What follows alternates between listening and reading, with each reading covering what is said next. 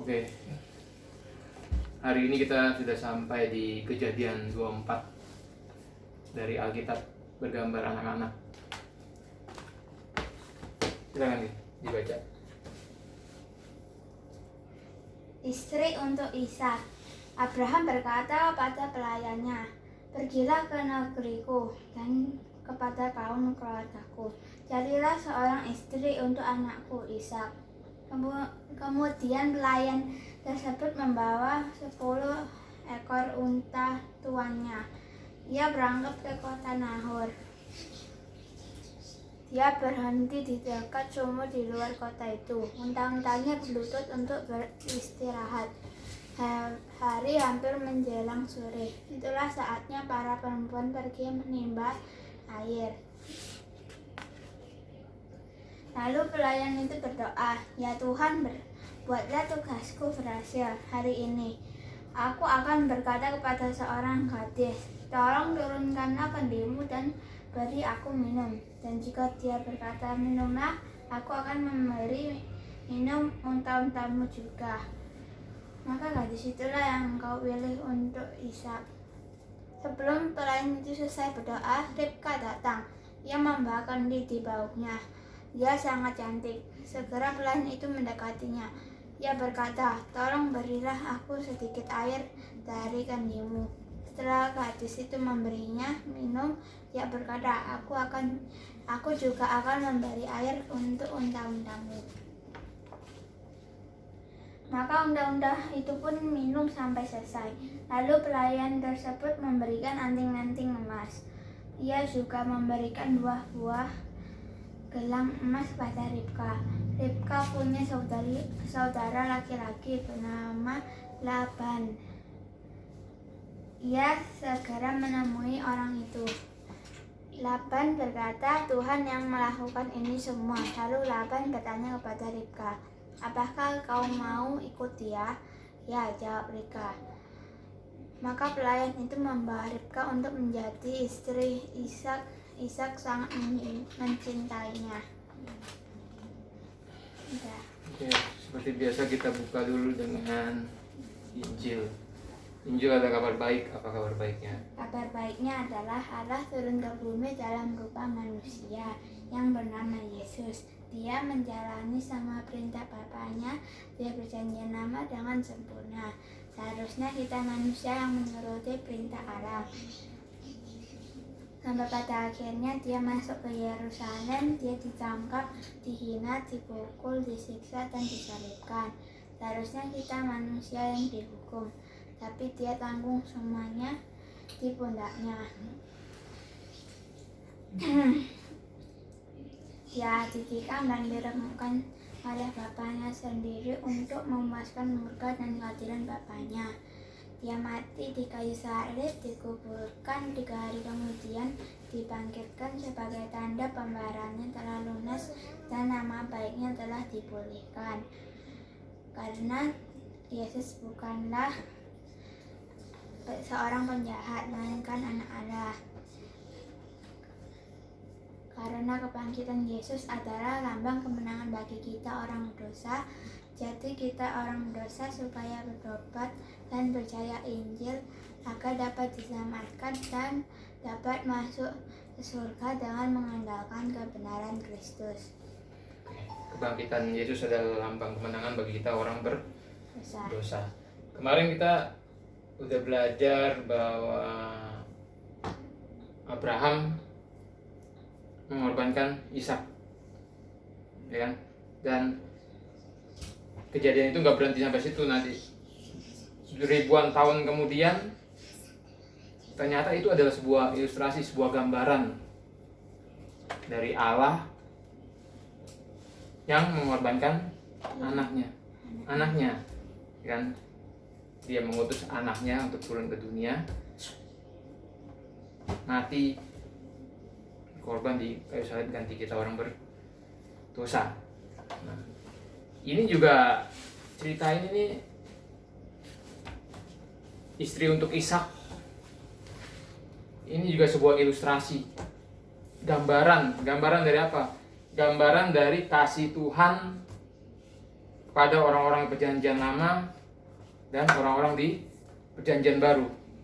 Ingat kan kemarin Abraham di Kejadian 12 terima janji bahwa melalui kita cek lagi ya. Kejadian 12 dia terima janji.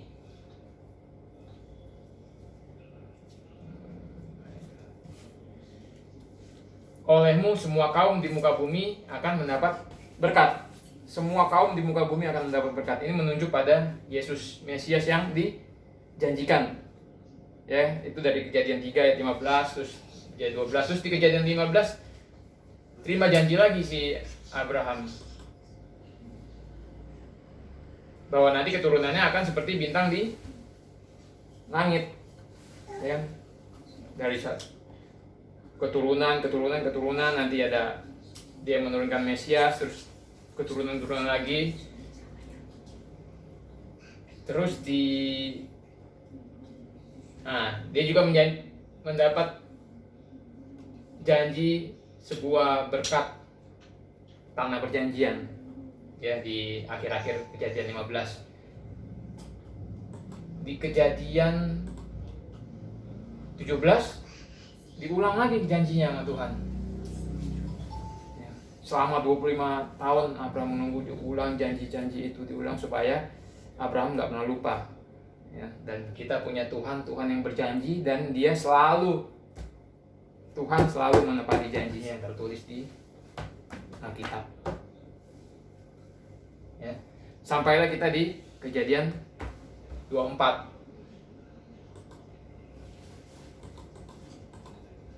Ya, Abraham nyuruh hambanya yang paling tua ke rumahnya di daerah kampung dia yang dulu untuk mencarikan istri buat Ishak anaknya. Ya. Nah, terus berangkatlah hambanya itu. Sampai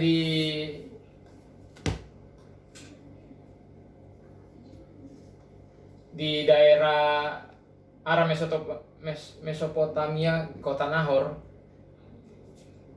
Ya, ayat 11 nih, 24 ayat 11. Di sana disuruhnya unta itu berhenti di luar kota dekat suatu sumur pada waktu petang hari, waktu perempuan-perempuan keluar untuk menimba air.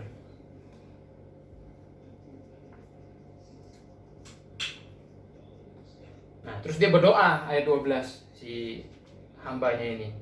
Tuhan Allah Tuanku Abraham, buatlah kiranya tercapai tujuanku pada hari ini. Tunjukkanlah kasih setiamu kepada Tuanku Abraham. Ya, kasih setia Tuhan kepada Tuanku Abraham. Dia berdoa. Terus dia minta tanda. Ayat 14. Kiranya terjadilah begini, anak gadis kepada siapa aku berkata, tolong miringkan buyungmu itu supaya aku minum. Dan yang menjawab, minumlah, dan unta-untamu juga akan kuberi minum. Dialah kiranya yang kau tentukan bagi hambamu Ishak. Maka dengan begitu akan ku ketahui bahwa engkau telah menunjukkan kasih setiamu kepada Tuhanku itu. Kasih setiamu lagi, menunjukkan kasih jadi menunjukkan kasih. Ya.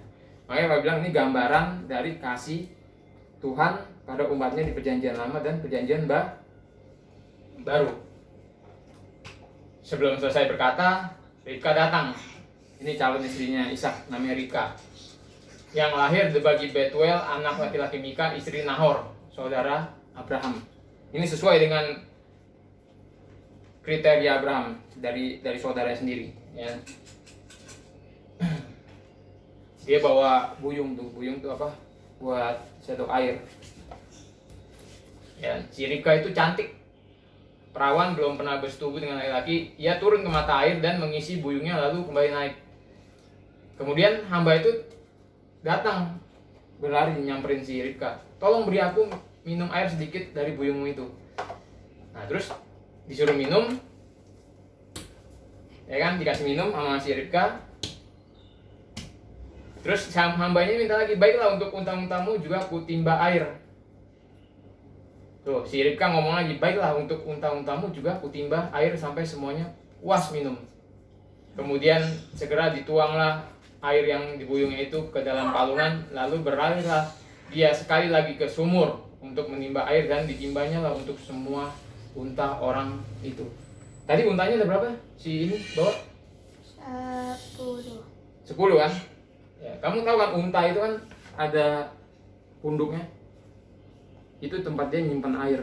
Makanya dia bisa jalan di padang pasir yang nggak ada airnya berjam-jam karena dia punya persediaan air di punduknya. Jadi unta ini kalau sekali minum dia akan sangat banyak karena dia harus mengisi persediaan air di punduknya. Ngerti? Dan ini ada 10. Dan si Ribka ya dikasih minum sama dia sampai puas untanya, sampai semuanya puas minum. Jadi apa artinya? Si Ribka ini seorang wanita pekerja keras. Dia bukan seorang wanita yang malas. Ngerti? Ya. Mungkin ini salah satu kriteria yang disenangi oleh Tuhan. Seorang wanita yang bekerja keras, bukan seorang yang malas. Alkitab berkata kalau kamu malas jangan makan. Ada ayatnya nanti kamu cari sendiri.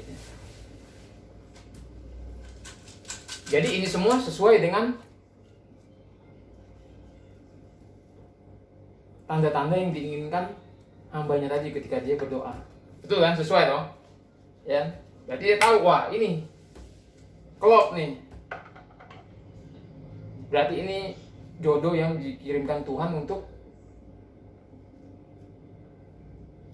tuanku Ishak. Ngerti? Ya kan, terus ditanya, engkau ini anak siapa? Oh, ayahku Betuel anak Mika yang melahirkannya bagi Nahor. Terus si hamba itu berlutut sujud menyembah Tuhan. Dia bersyukur, terpujilah Tuhan Allah Tuanku Abraham yang tidak menarik kembali kasihnya dan setianya. Kasihnya dan setianya. Dan Tuanku ini itu, dan Tuhan telah menuntun aku ke jalan ke rumah saudara-saudara Tuanku ini. Ya, jadi klop. Lalu Ribka pulang. Ya.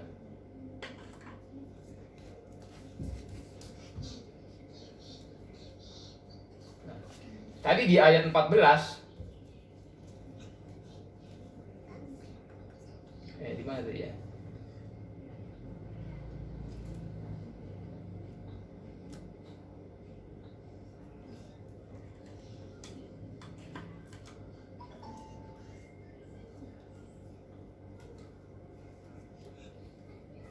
Nah, ayat 30.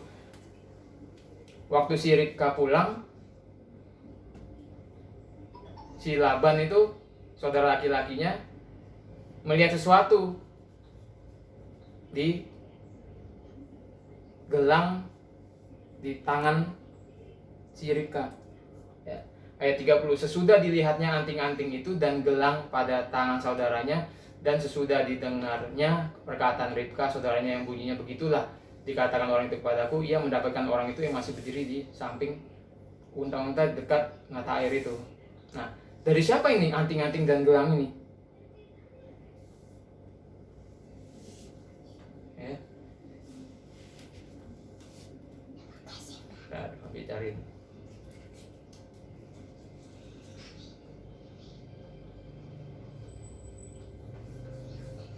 Nih, ayat 22. Perhatian. Setelah unta-unta itu puas minum, maka orang itu mengambil anting-anting emas yang setengah sikal beratnya dan sepasang gelang tangan yang 10 sikal emas berarti dia dikasih anting-anting dan sepasang gelang sama hambanya Abraham. Betul nggak? Ya, itu kelihatan nanti di ayat 47. Sesudah itu aku bertanya kepada anak siapa engkau? Jawabnya, ayahku Betuel anak Nahor yang dilahirkan Mika. Lalu aku mengenakan anting-anting pada hidungnya dan gelang pada tangannya. Nah, di ayat apa ya?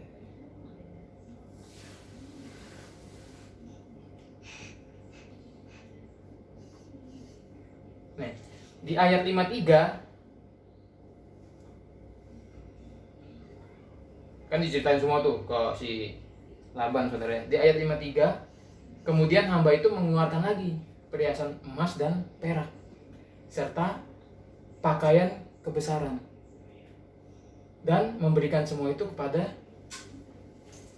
Ribka, juga kepada saudara-saudaranya dan kepada ibunya ibunya diberikannya pemberian yang indah. Ya. Kemudian si hambanya bermalam di situ. Besok pagi dia minta izin balik ke rumah Abraham. Nah, terus diajak Ribka sama dia kan. Terus ditanya, maukah engkau pergi beserta orang ini? Jawabnya, mau. Maka Ribka, saudara mereka itu dan inang pengasuhnya beserta hamba Abraham dan orang-orang yang dibiarkan mereka pergi. Dan mereka memberkati Ribka, kata mereka kepada saudara kami, moga-moga engkau menjadi beribu-ribu laksa dan moga-moga keturunanmu menduduki kota-kota musuhnya. Lalu berkemaslah Ribka beserta hamba-hambanya perempuan dan mereka naik unta mengikuti orang itu. Demikianlah hamba itu membawa Ribka lalu berjalan pulang. Ini jauh loh perjalanan. Terus dari sini mereka naik unta ke tempat Abraham. Nah, gambaran apa yang bisa kita ambil dari kisah ini? Di perjanjian lama, guys, Tuhan itu menunjukkan kasih setia dia kepada umatnya melalui berkat jasmani. Ngerti nggak? Ya, kan kita bisa lihat di sini. Si hambanya ketemu Ribka, terus dikasih gelang sama anting, dikasih berkat jasmani. Berkat jasmani itu yang bisa kelihatan kayak harta, perhiasan, uang. Ya, makanya di perjanjian lama tuh banyak orang yang diberkati, berkatnya melimpah-limpah kayak Abraham, Yakub, Ishak, terus nanti ada Daud. Kebanyakan orang-orang kaya. Karena memang dulu Tuhan menunjukkan kasih setia dia kepada umatnya melalui berkat jasmani, melalui kekayaan, berkat tanah, segala macam hal-hal yang kelihatan. Dia menunjukkan kasihnya tuh kepada umatnya seperti itu. Kan di sini dituliskan kasih setianya. Waktu hambanya ini mau pergi bawa Ribka, dikasih lagi berkat jasmani ke si Ribka dan ke saudaranya dan ke ibunya. Terus waktu dia jalan naik unta, ya kan, itu kan perjalanan jauh tuh. Naik unta di padang pasir itu nggak enak ya. Isinya cuma pasir batu, terus kamu naik unta itu pokoknya nggak enak lah. Unta tuh paling nggak enak, tapi pernah naik unta dan itu bener-bener nggak enak. Nah, jadi waktu dia perjalanan jauh naik unta, di tengah jalan nih si Ribka nih pasti mengeluh, betul nggak? Panas, kejauhan, naik unta nggak enak, pasti dia ngeluh, pasti dia mikir, waduh, ini nanti saya jauh-jauh dari rumah ke rumah Abraham, Ishaknya saya belum pernah ngeliat, ya kan? Capek jalannya gini, panas gini, mengeluh dia. Terus mukanya berubah, ya, si hambanya Abraham ini ngeliat, waduh, si Ribka mukanya berubah, ini pasti kecapean, mengeluh dia. Terus diapain sama si hambanya? Kalau papi kita membayangkan, dia pasti akan mengeluarkan emas, anting-anting dan perhiasan dikasih ke Ribka. Ribka, sabar, tenang. Anaknya tuanku Abraham itu, si Ishak itu ganteng orangnya, setia dan kaya. Ini kasih emas, gelang, perhiasan. Kamu sabar ya, sebentar lagi Kenapa? Dikasih lagi berkat jasmani terus. Itu menggambarkan kasih Tuhan, menunjukkan kasih setianya melalui berkat jasmani. Sampai akhirnya dia ketemu Ishak di sumur Lahai Roy di tanah Negev. Ya. Ishak keluar, Ribka ngelihat Ishak turun dia dari untanya, ketemu. Siapakah laki-laki itu berjalan ke padang ke arah kita? Jawab hamba itu, dialah tuanku itu. Lalu Ribka mengambil pelekung, ditutupin mukanya, ya kan? Kemudian dia cerita-cerita, terus kenalan, dibawanya lah ke ibunya dan mengambil dia menjadi istrinya. Ishak mencintai dan demikiannya dihiburkan setelah ibunya meninggal. Jadi ngerti gak? Tuhan menunjukkan kasihnya kepada umat di perjanjian lama dengan berkat jasmani. Ini digambarkan dari kisahnya si hambanya Abraham waktu mencarikan Ishak istri. Makanya sekarang ini ada, ya baru beberapa puluh tahun belakangan ini ada sebuah ajaran namanya teologi kemakmuran, ya, yang mengajarkan bahwa kerohanian seseorang ditentukan dari hartanya, kesuksesan seseorang ditentukan dari tingkat rohani seseorang itu ditentukan dari kesuksesan orang itu. Jadi kalau orang itu nggak sukses, nggak kaya, berarti tingkat rohani masih cetek. Kalau dia sakit-sakitan, tingkat rohani itu masih cetek. Itu teologi kemakmuran itu seperti itu, dan mereka hanya memakai ayat-ayat sebagai dasar ajaran mereka dari perjanjian lama. Padahal memang di perjanjian lama Tuhan itu memang menunjukkan kasihnya dengan berkat jasmani, gitu loh. Mereka nggak bisa memakai ayat-ayat dari perjanjian baru. Walaupun mereka mengutip ayat dari perjanjian baru, pasti ayat itu sudah diputar balikan sama mereka, sudah ditafsirkan dengan secara salah. Karena nggak ada ayat di perjanjian baru yang mendukung teologi kemakmuran, nggak ada. Nah, terus gimana dengan kasih Tuhan sama umat di perjanjian baru? Ya nggak? Nah, kasih Tuhan sama umat di perjanjian baru itu sudah beda, gitu. Kenapa? Tuhan menunjukkan kasihnya pada umat di perjanjian baru dengan cara mengutus satu-satunya anaknya yang paling dia kasih untuk mati, menggantikan kita orang berdosa, manusia berdosa. Ingat, yang Tuhan kasihi itu anaknya, satu-satunya yang dia kasihi itu anaknya, Yesus itu. Dan dia berikan anaknya itu sebagai ganti kita orang berdosa. Dia lakukan semua itu untuk kemuliaan namanya. Dia sebenarnya tuh nggak mengasihi manusia, gitu. Enggak. Sekarang banyak yang ngajarin, karena kasih Allah sama manusia sangat besar. Enggak, dia nggak mengasihi manusia. Tapi karena dia itu kasih, Allah itu kasih.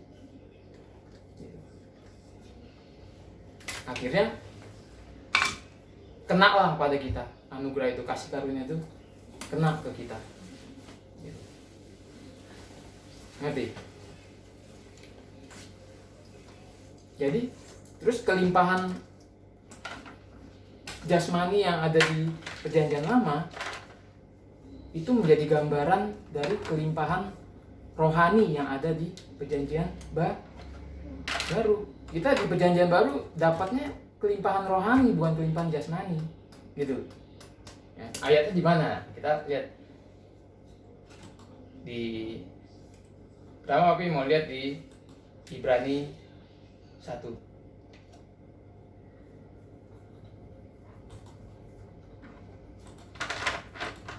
Ya, setelah Ibrani 1 ayat 1, setelah pada zaman dahulu Allah berulang kali dan dalam berbagai cara berbicara kepada nenek moyang kita dengan perantaran nabi. Sama seperti Abraham mengutus hambanya. Dia pakai perantaran hambanya.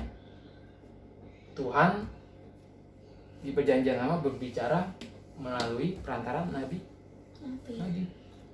Pada zaman akhir ini, Ia telah berbicara kepada kita dengan perantaran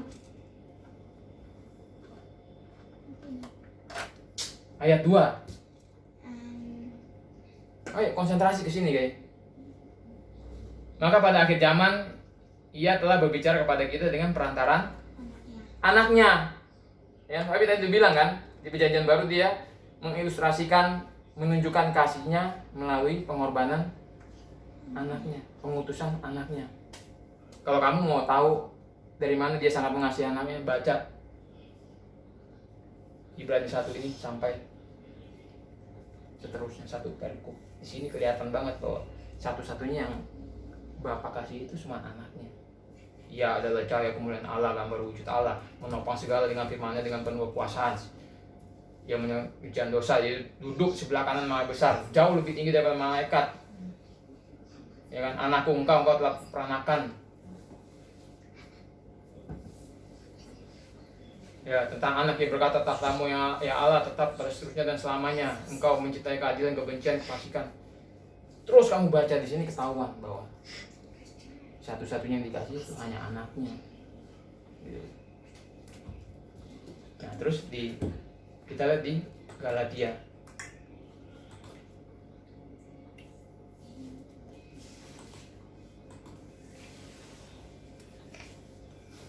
Galatia 3 ayat 14. Tadi kan kita sudah belajar berkat itu datangnya dari janji Tuhan kepada Abraham bahwa semua kaum di muka bumi akan mendapat berkat. Berkat itu datang melalui Yesus. Apa sih berkat itu? Tadi kan kita sudah belajar perjanjian lama, berkat itu adalah berkat jasmani. Tuhan menunjukkannya melalui berkat jasmani. Di perjanjian baru itu berkatnya apa sih? Kita baca Galatia 3 ayat 14. Yesus Kristus telah membuat ini supaya di dalam Dia berkat Abraham sampai kepada bangsa-bangsa lain. Ya, penggenapannya nih, kenyataannya. Berkat Abraham sampai kepada bangsa-bangsa lain. Sehingga oleh iman kita menerima roh yang telah dijanjikannya itu. Jadi yang dijanjikannya itu roh kudus yang kita terima ketika kita percaya. Ya. Ini ayat sangat jarang dikutip oleh hamba-hamba Tuhan yang mengajarkan teologi kemakmuran. Karena berkat yang dijanjikan itu bukan berkat jasmani, tapi rohani, roh kudus. Ngerti? Berkat rohani. Ngerti guys? Di ayat 29 dikatakan, dan jikalau kamu adalah milik Kristus, maka kamu juga adalah keturunan Abraham dan berhak menerima janji ini penggenapan dari janji di Kejadian 12, 15 dan 17 bahwa oleh Abraham semua kaum di muka bumi akan mendapat berkatnya melalui Yesus ini. Jadi Papi kan pernah ajarin kekristenan itu dimulai dari ketika Yesus disalib sampai ketika Yesus datang untuk menghakimi kita. Ya. Nah, hidup kekristenan kita ketika kamu percaya menjadi orang Kristen, kamu kan masih tetap hidup tuh, menjalani hidup kekristenan. Nah, di tengah jalan mungkin kita akan mendapat kesulitan, cobaan, masalah, penderitaan, betul nggak? Apalagi lagi pandemi gini, hidup susah, apa-apa susah. Kalau di perjanjian lama, Tuhan hibur pakai apa? Pakai emas, gelang, anting-anting, pakai berkat jasmani.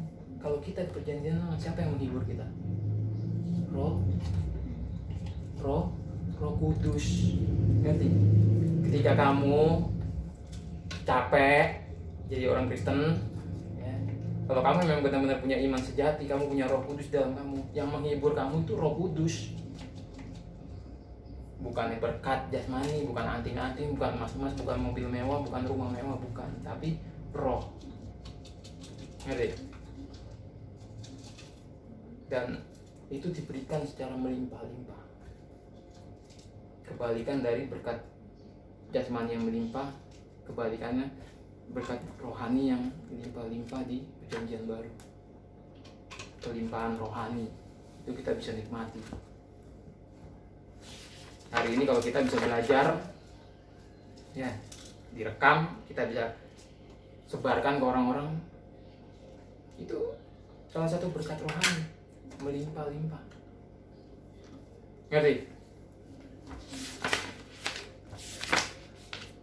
Besok kita akan belajar Esau dan Yakub. Jadi ajaran teologi kemakmuran itu sebenarnya ajaran yang sudah ketinggalan zaman. Itu ajaran perjanjian lama. Kita hidup di perjanjian baru, itu sudah ketinggalan zaman, dan mungkin orang-orang yang mengajarkan itu nggak pernah baca Alkitab sampai habis gitu. Jadi dipleset-plesetkan semua ya. Kalau hari ini kamu nggak ngerti, nanti kita ulangin lagi, kita ulang lagi, nanti kita ketemu lagi. Perjanjian lama selesai, kita perjanjian baru, nanti kita ulang lagi perjanjian lama terus sampai kamu, Roh Kudus bekerja dalam kamu, membuka hati kamu dan kamu ngerti. Oke? Sip. Kita selesai sampai sini. Tolong